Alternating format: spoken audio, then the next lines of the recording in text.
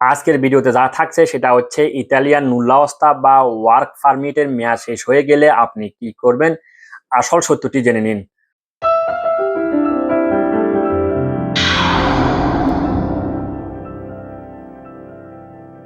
আসসালামু আলাইকুম রহমতুল্লাহ বারাকাতু। দেশ ও প্রবাসে যে যেখান থেকে আমার এই নতুন গুরুত্বপূর্ণ ভিডিওটি দেখতেছেন সবাইকে জানাই শুভেচ্ছা ও স্বাগতম। বরাবরের মতন আমি ফয়সাল ইতালি ভিসেন্সা থেকে। আশা করি আপনারা যে যেখানে আছেন শান্তিতে এবং নিরাপদে। আপনাদের সকলের সুস্বাস্থ্য ও দীর্ঘ জীবন কামনা করে আমি আমার আজকের এই নতুন গুরুত্বপূর্ণ ভিডিওটি শুরু করতে যাচ্ছি। আশা করি বন্ধুগণ পুরো ভিডিও জুড়ে আপনারা আমার সঙ্গেই থাকবেন ইনশাআল্লাহ। মূল ভিডিও যাওয়ার পূর্বে যে সকল বন্ধুগণ আমার ভিডিওটি নতুন দেখতেছেন আশা করি লাইক এবং শেয়ার দিয়ে কন্টিনিউ করবেন। আর যদি পেজে নতুন এসে থাকেন আশা করি আপনারা আমার পেজকে ফলো করতে ভুলবেন না।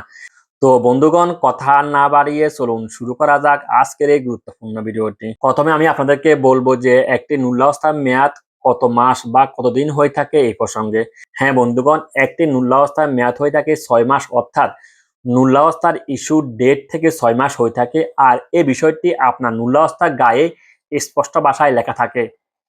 আপনি ইচ্ছে করলে আপনার নুল্লাওস্তার দেখে জেনে নিতে পারবেন বা বুঝে নিতে পারবেন। বন্ধুগণ, প্রিয় বন্ধুগণ, আপনারা আমার কাছে অনেকে কমেন্টের মাধ্যমে জানতে চেয়েছেন যে, আর সেই কমেন্টগুলা হচ্ছে আপনারা এখন স্ক্রিনে দেখতেছেন, সেই কমেন্টগুলা আমি এক এক করে পড়বো।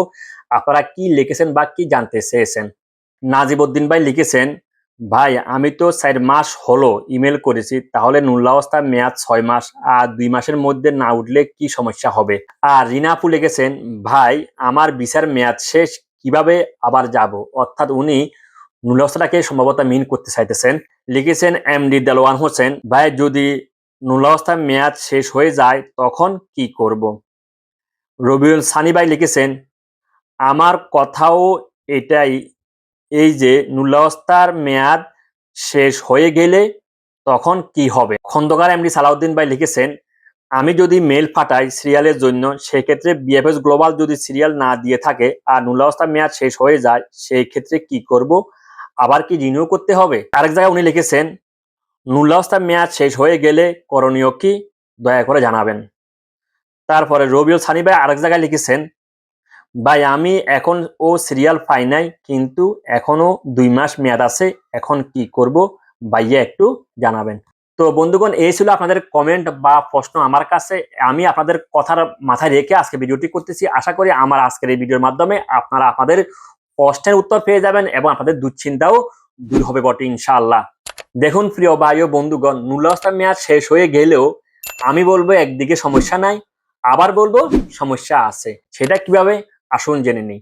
প্রথম বলবো যে নুল্লাওস্তার মেয়াদ শেষ হয়ে গেলে কাদের ক্ষেত্রে সমস্যা নাই বা কারা সমস্যা পড়বেন না এই প্রসঙ্গে। হ্যাঁ বন্ধুগণ, ধরুন আপনি নুল্লাওস্তা হাতে পাওয়ার পর আপনি বিএফএস গ্লোবালের মেল পাঠিয়েছেন আপনাকে সিরিয়াল দেওয়ার জন্য। আর যদি বিএফএস গ্লোবাল আপনাকে সিরিয়াল দিয়ে দেয়, সেটা যদি হয় আপনার নুল্লাওস্তা মেয়াদ উত্তীর্ণর পরেও, সেই ক্ষেত্রে আপনার নুল্লাওস্তা মেয়াদ শেষ হয়ে গেলেও আপনার নুল্লাওস্তাটি ভ্যালিড থাকবে এবং এক্ষেত্রে আপনার কোনো সমস্যা না হবে। কারণ আপনাকে বিএফএস গ্লোবাল অলরেডি সিরিয়াল দিয়ে দিয়েছে। যেহেতু দেরি করে দিয়েছে সিরিয়াল, সেটা বিএফএস গ্লোবালের সমস্যা, আপনার সমস্যা নয় বন্ধুগণ। তো এই তো গেল কাদের ক্ষেত্রে সমস্যা নাই। এখন আসবো কাদের ক্ষেত্রে সমস্যা আছে।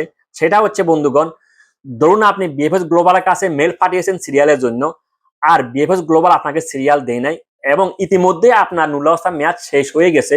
সেই ক্ষেত্রে আপনি সমস্যা পড়বেন, অর্থাৎ আপনার নুল্লাওস্তাটি ভ্যালিড বলে গণ্য হবে না। অর্থাৎ আপনার নুল্লাওস্তার মেয়াদ শেষ হয়ে গেছে, এই ক্ষেত্রে আপনাকে রিনিউ করতে হবে বন্ধুগণ।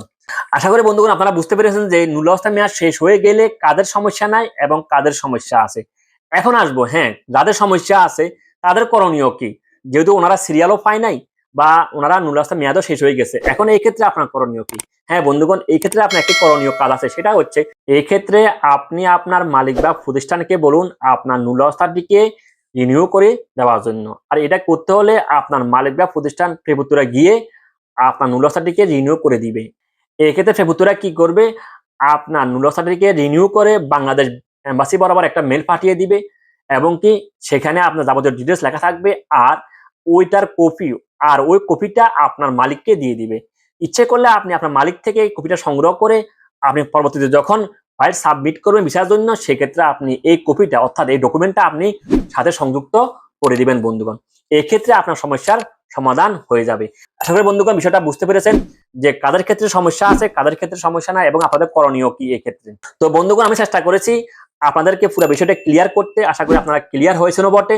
ভিডিওটি ভালো লাগলে আমি অনুরোধ করব ভিডিওটি লাইক এবং শেয়ারের মাধ্যমে অন্যদেরকে দেখার এবং জানার সুযোগ করে দিবেন। বন্ধুগণ ভিডিওর এই পর্যায়ে এসে একটি কথাই বলবো, সেটা হচ্ছে ইতালিয়ান স্পন্সর এবং বাংলাদেশ বিএফএস গ্লোবাল সম্পর্কিত যে কোনো ধরনের আপডেট ভিডিও পেতে আশা করি আপনারা আমার পেজকে ফলো দিয়ে সাথেই থাকুন এবং আপনার বন্ধুদেরকে পেজকে ফলো করতে বলুন। আরেকটি কথা না বললে নয়, সেটা হচ্ছে সেবার মাধ্যমে এগিয়ে যাওয়াই প্রকৃত কল্যাণ।